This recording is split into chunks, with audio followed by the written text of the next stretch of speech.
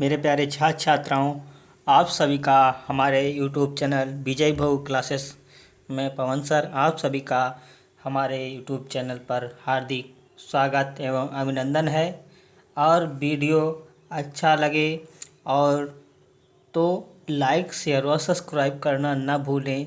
और लाइक बहुत तुम लोग जो है आप सभी छात्र हमारे जो शिष्य हमसे जुड़े हुए हैं वो लाइक बहुत कम करते हैं।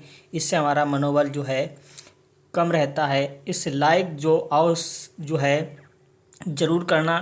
वीडियो को देखने से पहले लाइक और अंत में जो है अगर अच्छा लगे तो शेयर और सब्सक्राइब करना ना भूले। और आपके जो पास पड़ोस के मित्र, मिलने जुलने वाले साथी, जो भी इंटर से संबंधित कक्षा 12 हिंदी से संबंधित विषय से जो भी छात्र हों उनको भी वीडियो को शेयर करें ताकि उनको भी लाभ मिल सके हमारे द्वारा दिए गए शिक्षण कार्य के द्वारा। चलिए सभी छात्र इसको जो है कॉपी पर अपना रिवीजन करके 1 2 3 बार फिर इसको कॉपी पर नोट भी करेंगे ताकि आपको जो है इन कठिन परिस्थितियों के प्रति जो आपका जो है रिजल्ट वो 100% जा सके। ठीक है, चलिए इससे पहले स्टार्ट करते हैं देर न करते हुए। जगन्नाथ दास रत्नाकर द्वारा उद्धव प्रसंग, आपके कक्षा 12 हिंदी साहित्य में ये दूसरा लेसन दिया हुआ है। उद्धव प्रसंग तो इसमें दिया है, कान्ह दूत कैधो ब्रह्मदूत हैं पधारो, पधारे आप धारे प्रण फेरन को मति ब्रजवारी की, कहे रत्नाकर पै प्रीति रीति जानत ना, ठानत अनीति आन नीत ले अनारी की, मान्यो हम कान ब्रह्म एक ही, कहियो जो तुम तो हमें भावति ना भावना अन्यारी की, जेहे वन बिगरी न बारिधिता बारिधि को, बूंदता विलह बूंद विवश बिचारी की। ठीक है, बूंदता विलह बूंद विवश बिचारी की। तो उद्धव प्रसंग में ये बताया गया है। तो इस शीर्षक जो है उद्धव प्रसंग में हमारा जो जगन्नाथ दास रत्नाकर द्वारा रचित हमारे पाठ्य पुस्तक काव्यांजलि में संकलित उद्धव प्रसंग शीर्षक काव्यांश से उद्धृत है। इसमें गोपियाँ उद्धव से कहती हैं, इसमें गोपियाँ जो है उद्धव से कहती हैं कि हे उद्धव, आप प्रेम की रीति को जाने बिना हमें ब्रह्म का उपदेश दिए चले जा रहे हैं। अर्थात हे उद्धव, आप प्रेम की रीति को जाने बिना हमें ब्रह्म का उपदेश दिए चले जा रहे हैं। हम तो एकमात्र श्री कृष्ण से प्रेम में ही अनुरक्त हैं, वही हमारे सब कुछ हैं। वे उद्धव से ही व्यंग्यपूर्ण भाव से पूछती हैं कि आप ब्रजबालाओं की बुद्धि को बदलने का प्रण लेकर और श्री कृष्ण के दूत बनकर यहाँ आए हैं अथवा ब्रह्म के दूत के रूप में आए हैं। कान दूत कैधे ब्रह्मदूत हैं पधारे आप जो है श्री कृष्ण के दूत बनकर यहाँ आए हैं। कान दूत कान्हा के दूत अर्थात श्री कृष्ण के दूत, कैधो ब्रह्मदूत हैं, श्री कृष्ण के दूत बनकर यहाँ आए हैं अथवा ब्रह्मदूत अथवा ब्रह्म के दूत के रूप में आए हैं। पधारे आप, ठीक है, आए हैं। कहने के तो आप श्री कृष्ण के दूत बनकर आए हैं, फिर भी आप निरंतर केवल ब्रह्म की ही चर्चा किए जा रहे हैं। कहने के तो आप जो है किसके, ब्रह्म के दूत बनकर अर्थात श्री कृष्ण के दूत बनकर आए हैं, फिर भी आप निरंतर केवल ब्रह्म की ही चर्चा किए जा रहे हैं। अर्थात श्री कृष्ण के जो हमारे जो उद्धव से ये गोपियाँ कहती है कि हे उद्धव, हम प्रेम की रीति को जाने बिना हमें ब्रह्म का उपदेश दिए चले जा रहे हो। हमें तो एकमात्र श्री कृष्ण के प्रेम में ही अनुरक्त हैं, वही हमारे सब कुछ हैं। वे उद्धव के व्यंग्यपूर्ण भाव से पूछती हैं कि हम ब्रजबालाओं को बुद्धि बदलने का प्रण लेकर श्री कृष्ण के दूत बनकर यहाँ आए हैं अथवा ब्रह्म के दूत के रूप में आए हैं। तो ये कहा है, कहे रत्नाकर पे प्रीति रीति जानत ना। हे रत्नाकर अर्थात रत्नाकर जी कहते हैं, जगन्नाथ दास रत्नाकर जी कहते हैं कि मैं इस रीति और प्रीति को नहीं जानता हूँ। ठानत अनीति आन नीति ले अनारी की। मैं ठानते हुए इस अनीति को नीति के रूप में अपने अंदर जो है प्रभावित करता हूँ, अर्थात उन्हीं को अनीति को ना लेकर के नीति को मानता हूँ। वही हमारी अन्यारी अर्थात हमारी न्यायदर्शक हैं। गोपियाँ संदेश को प्रकट करते हुए उद्धव से कहती है कि आप श्री कृष्ण के दूत बनकर आए हैं, यहाँ ब्रह्म ने दूत बनकर भेजा है। ठीक है, तो ये बताया है, मानो हम कान ब्रह्म एक ही कहिए जो तुम। मानो हम कान्हा ब्रह्म एक ही हैं। ये जो है उद्धव कह रहे हैं कि यह गोपियाँ कि तुम यही मानो कि कान्हा ब्रह्म और जो होते हैं एक ही हैं, कान्हा ब्रह्म ही एक हैं, कहो जो तुम कह रहे हो वो कान्हा ब्रह्म ही हैं। तो हमें भावति न भावना अन्यारी की। हे उद्धव, हमें ये भावना आपकी भावना सुहावनी नहीं लगती है, अर्थात ये भावना आपकी हमको नहीं भाती है। जह बन बिगड़ी न बारिधिता बारिधिको। जो ये वाणी आपको हमें समुद्र के समान अर्थात समुद्र में मिल जाने से बूंद का अस्तित्व मिट जाएगा। जो आप ये योग मार्ग का संदेश जो पुरुषों को दिए जाने वाला है उसे स्त्रियों को देने के कारण गोपियाँ ने उद्धव को अनाड़ी बताया है। क्या बताया है? मानेव हम। ठीक है, अर्थात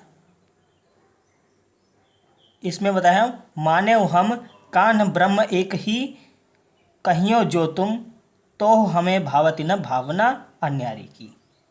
ये उद्धव क्या कह रहे हैं कि उद्धव गोपियाँ से कह रहे हैं। तो गोपियाँ क्या कह रही हैं? योग मार्ग का संदेश जो पुरुषों को दिए जाने वाला है उसे स्त्रियों को देने के कारण गोपियाँ ने उद्धव को क्या बताया है? अनाड़ी बताया, अनारी का अनाड़ी बताया है। हमें ये भावना नहीं भाती है। गोपियाँ ने उद्धव को क्या कहा है कि ये हमें भावना नहीं भाती है, आप अनाड़ी हैं। ठीक है, उद्धव को अनाड़ी बताया है गोपियों ने। जेह वन बिगड़िन बारिदता बारिध को। जिस प्रकार से जो वाणी निकल जाती है फिर वो दोबारा मनुष्य में प्राप्त नहीं होती, अर्थात धनुष से जब तीर छूट जाता है तो वो तीर दोबारा वापस नहीं आता है, अर्थात वो लक्ष्य को ही प्राप्त करके ही आता है। इसी प्रकार से बूंदता विलय बूंद विवश बिचारी की, अर्थात समुद्र में मिल जाने से बूंद का अस्तित्व मिट जाएगा। ठीक है, ये बताया है। तो इसमें ये आपकी व्याख्या हो गई। तो इसमें व्याख्या में ये बताया गया कि गोपियाँ उद्धव से कहती कि हे उद्धव, आप प्रेम की रीति को जाने बिना हमें ब्रह्म का उपदेश दिए चले जा रहे हैं। हम तो एकमात्र श्री कृष्ण के प्रेम में ही अनुरक्त हैं, वही हमारे सब कुछ हैं। हे उद्धव, आप ये व्यंग्यपूर्ण भाव से हमारे बुद्धि को बदलने का प्रण लेकर श्री कृष्ण के दूत बनकर आए हैं या अथवा ब्रह्म के दूत के रूप में आए हैं। कहने को तो आप श्री कृष्ण के दूत बनकर आए हैं, फिर भी आप निरंतर केवल ब्रह्म की ही चर्चा किए जा रहे हैं। कहे रत्नाकर प्रीति रीति जानत ना। हे उद्धव, मैं रत्नाकर जी क्या कह रहे हैं कि हे उद्धव, मैं इस प्रीति और रीति को नहीं जानता हूँ। ठानत अनिति आनि नीति ले अनारी की। मैं इस जो है इस ब्रह्म के सिवाय मैं किसी को नहीं जानता हूँ, अर्थात मैं इस प्रण को ठान करके मैं अनीति को त्याग करके नीति के प्रति जा रहा हूँ, अर्थात मैं अनाड़ी नहीं हूँ। मान्यो हम कान ब्रह्म एक ही कहियो जो तुम, तो हमें भावत न भावना अन्यारी की, अर्थात योग मार्ग का संदेश जो पुरुषों को दिए जाने वाला है उसे स्त्रियों को देने के कारण गोपियों ने उद्धव को अनाड़ी बताया है। जय बनी बिगड़िन बारिधिता बारिधि को। जिस प्रकार से समुद्र में जो होता है मिल जाने से बूंद का अस्तित्व मिट जाता है, उसी प्रकार से बूंदता विलय है बूंद विवश बिचारी की। वो बूंद जो होता है दोबारा उसका अस्तित्व नहीं मिल पाता है, अर्थात वो मिट जाता है। समुद्र में मिल जाने से बूंद का अस्तित्व मिट जाता है। जिस प्रकार से बूंद बूंद से मिल करके इस विचार को प्रस्तुत किया जाता है। अर्थात बूंद के मिलने से बूंद ही बनता है, और जिस प्रकार से बूंद समुद्र में मिल जाता है तो बूंद का अस्तित्व मिट जाता है। ठीक है, ये बताएगा। तो ये आपका हो गया पद्यांश रेखा की दंश की व्याख्या हो गई। गोपियाँ संदेश प्रकट करते हैं उद्धव से क्या कहती हैं? तब गोपियाँ संदेश प्रकट करते हुए उद्धव से कहती हैं कि आप श्री कृष्ण के दूत बनकर आए हैं या ब्रह्म के दूत बनकर आपको भेजा गया है। ठीक है, ये बताती हैं। गोपियाँ ने उद्धव को अनाड़ी क्यों बताया है? तो योग मार्ग का संदेश जो पुरुषों को दिया जाने वाला है उसे स्त्रियों को देने के कारण जो योग मार्ग का संदेश होता है वो पुरुषों को दिया जाने वाला है, इसलिए स्त्रियों को देने के कारण गोपियाँ ने उद्धव को अनाड़ी बताया है। किस में मिल जाने से बूंद का अस्तित्व मिट जाएगा? अर्थात वारिध समुद्र में, वारिध का तात्पर्य पर्यायवाची दिया समुद्र का, तो समुद्र में मिल जाने से बूंद का अस्तित्व मिट जाता है। आपकी ये व्याख्या हो गई। अगला है छावते कुटीर कहूँ रम्य जमुना के तीर, गौन रौन रेतिक सो कदापि करते नहीं, कहे रत्नाकर बिहार प्रेम गाथा गुण, स्रोन रसना में रस और भरते नहीं, गोपी ग्वाल वालिन में उमड़त आंसू देख, लेख प्रलय गम हों नेक डरते नहीं, हो तो चित चाव जुन रावरे चितावन को, तजी ब्रज गाँव इते पाँव धरते नहीं, ये ते पाँव धरते नहीं। तो इस व्याख्या में ये बताया। इसमें क्या करें? हे श्री कृष्ण छावते कुटीर कहूँ रम्य जमुना के तीर। हे श्री कृष्ण, यदि गोपियों की प्रेममयी दशा से अवगत कराकर आपकी उनकी दशा अपेक्षा न करके शीघ्र दर्शन देने की चेतावनी देने का विचार मेरे हृदय में न होता तो मैं ब्रजभूमि को छोड़कर इधर पैर नहीं रखता। छबते कुटीर कहूँ रम्य जमुना के तीर, गौन रौन रेती सो कदापि करते नहीं। श्री कृष्ण क्या कह रही हैं?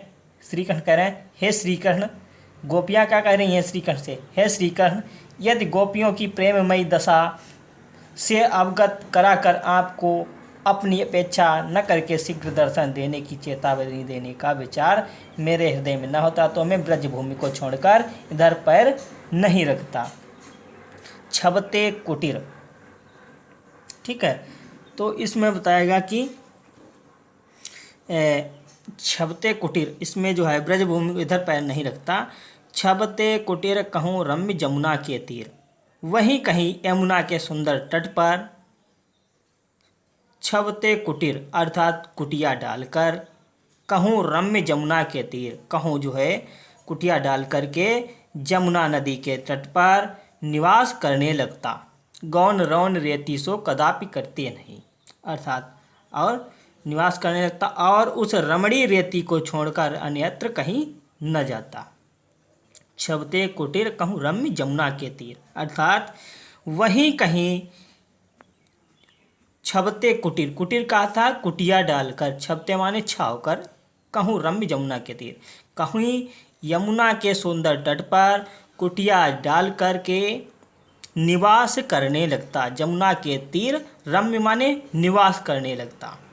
और गौन रौन रेती सो कदापि करते नहीं, और उस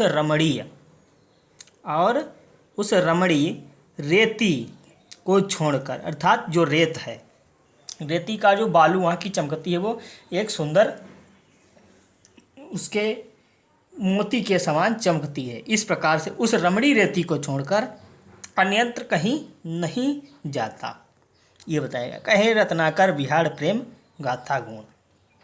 रत्नाकर जी कहते हैं कि इस प्रेम कथा को छोड़ करके, अर्थात प्रेम गाथा को छोड़ करके मैं किसी विहड़ स्थान पर नहीं जाता। स्नोन रसना में रस और भरते नहीं, और इस जिह्वा में किसी और रस को मैं धारण नहीं कर सकता था श्री कृष्ण के सिवाय।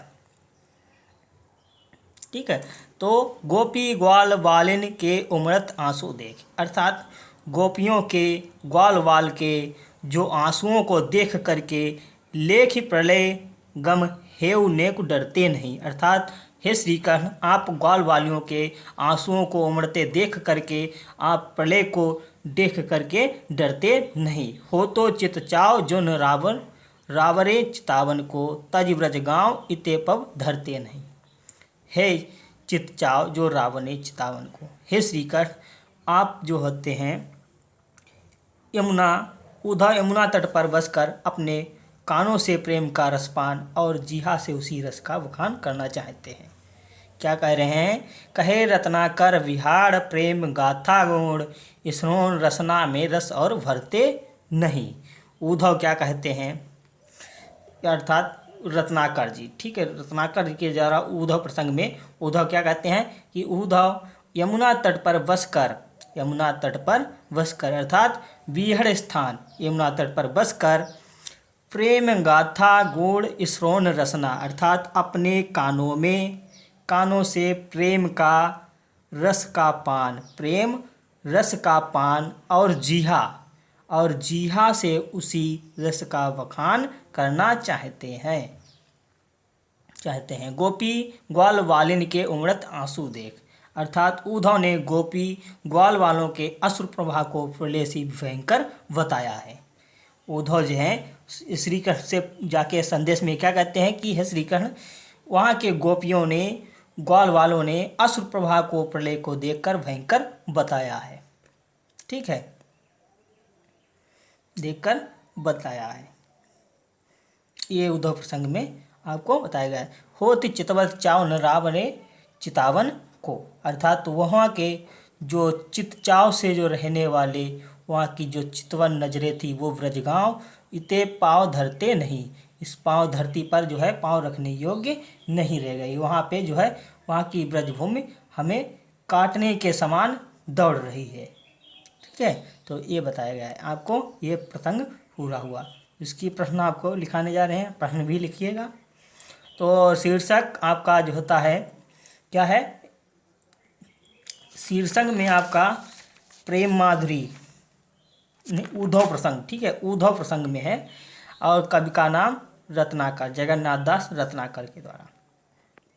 यमुना जो है कालिंदी और रवितनिया का पर्यायवाची है। ठीक है, तो व्याख्या हो गई। उद्धव यमुना तट पर बसकर अपने कानों और जीहा से किसका रसपान और बखान करना चाहते हैं? तो उद्धव यमुना तट पर बसकर अपने कानों और जीहा से जो होता है अपनी जीहा से प्रेम रस का पान और जीहा से उसी रस का बखान करना चाहते हैं। उद्धव ने गोपिया ग्वाल वालों के स्वभाव को किसके भयंकर बताया है? तो प्रलय के समान भयंकर बताया है। निम्नलिखित में से दो पर्यायवाची शब्द लिखिए। यमुना के दो पर्यायवाची कालिंदी रवितनया और आंसू नेत्रबारी, ये आपके पर्यायवाची हैं। तो ठीक है, तो आपका ये पूरा हो गया। एक बच्चा है गंगा अवतरण, ये भी आपके उद्धव जगन्नाथ दास रत्नाकर द्वारा ही रचित है गंगा अवतरण में। तो इसमें देखिएगा, निकषि कमंडल में उमंडी नभमंडल खंडती, धाई धार अपार बेग सो वायु विहंडति, भई घोर अति शब्द धमक जो त्रिभुवन तरजे, महामेघ मिली मनहु एक संगय सब गर्जे। तो इसमें ये व्याख्या इसमें होता जाए। तो प्रस्तुत पद श्री जगन्नाथ रत्नाकर द्वारा रचित हमारे पाठ्य पुस्तक काव्यांजलि में ही संकलित ये गंगा अवतरण शीर्षक से उद्धृत है। इसमें जो होता है ब्रह्मा के कमंडल से कौन गंगा जी निकल के गंगा की धारा उमड़कर आकाश मंडल को भेदती हुई वायु को चीरती हुई ऐसी प्रचंड वेग से नीचे को दौड़ पड़ी है। इस प्रकार से इसमें गंगा जी की प्रचंड धारा का वर्णन किया गया है। ठीक है, इस पद में जो होते ब्रह्मा के द्वारा कमंडल से निकलकर गंगा की धारा का जो होता है वर्णन किया गया है। ठीक है, तो इसमें देखिएगा, निकषि कमंडल तय उमंडी नव मंडल खंडति अर्थात ब्रह्मा के, ठीक है, ब्रह्मा जी के कमंडल से निकलकर गंगा जी की इसमें बताया तो गंगा जी का ही वर्णन किया गया है। तो इसमें बताया है कि ब्रह्मा के कमंडल से निकलकर गंगा की धारा उमड़कर आकाश, नभ माने आकाश मंडल को। मंडल मंडल खंडत अर्थात आकाश मंडल को, नभमंडल माने आकाश मंडल को, खंडत माने भेदती हुई, तथा धाई धार अपार वेग सो वायु विहंडत अर्थात वायु को चीरती हुई। धाई धार माने चीरती हुई, अपार वेग माने प्रचंड प्रचंड वेग से, और वायु वायु तथा जो है आकाश मंडल को भेदती हुई तथा वायु को चीरती हुई प्रचंड वेग से नीचे को दौड़ रही है, नीचे को दौड़ रही है। भई घोर अति शब्द धमक सो त्रिभुवन तरजे अर्थात इस वायु को जो नीचे को भेदती अर्थात आकाश मंडल को भेदती हुई तथा वायु को चीरती हुई प्रचंड वेग से नीचे को दौड़ पड़ी। इस धारा के वेग से भई घोर अति शब्द धमक को त्रिभुवन तरजे अर्थात इस घोर शब्द को सुनकर अर्थात घोर भई अति शब्द को, भई घोर अति शब्द धमक को त्रिभुवन तरजे अर्थात भगवान शिव ने इस घोर शब्द को सुनकर के महामेघ मिली मनो एक संगय सब गरजे अर्थात महामेघ अर्थात मेघ भी, उनमें जो है मेघ भी मिलकर के एक संग में गरजने लगे। ठीक है, तो शीर्षक और उपरोक्त पद्यांश के शीर्षक में आपका गंगावतरण है और कवि का नाम जगन्नाथ दास रत्नाकर। व्याख्या हमने बता दी। पद्यांश के अनुसार गंगा जी कहाँ से निकली है? तो पद्यांश के अनुसार गंगा जी ब्रह्मा के कमंडल से निकली हैं और किसकी धमक से तीनों लोग भयभीत हो गए? तो पद्यांश के अनुसार जो होता है गंगा जी की, ठीक है, गंगा जी प्रचंड धार की धमक से, गंगा जी की प्रचंड धार की धमक से तीनों लोग अर्थात त्रिभुवन तरजे अर्थात तीनों लोग जो भयभीत हो गए। भई घोर अति शब्द धमक सो त्रिभुवन तरजे अर्थात जो होते हैं कि गंगा जी की प्रचंड धार की धमक से तीनों लोग भयभीत हो गए। महामेघ मिलई मऊ, महामेघ मिल मनहु एक संगय सब गरजे अर्थात उस तीनों लोग के भयभीत हो जाने से महामेघ भी एक संग मिलकर के सब गरजने लगे। ठीक है, तो महामेघ मिल मनहु एक संगय सब गरजे पंक्ति में कौन सा अलंकार है? तो अनुप्रास अलंकार है, क्योंकि माँ वर्ण की बार बार आवृत्ति हुई है। महामेघ मिल मनहु, ठीक है, ये आपकी व्याख्या हुई है। तो आपका ये लेसन पूरा हो गया है। आज का बस यहीं तक आपका लेसन समाप्त हुआ है। सभी को बहुत बहुत धन्यवाद। वीडियो अच्छा लगे तो लाइक शेयर और सब्सक्राइब करना ना भूलें और ज़्यादा से ज़्यादा अपने जो मित्र हैं, दोस्त मित्र साथी जो भी हों उनको भी शेयर करें और ताकि उनको भी लाभ मिल सके। सभी को बहुत बहुत धन्यवाद। नमः संस्कृताय। धन्यवाद।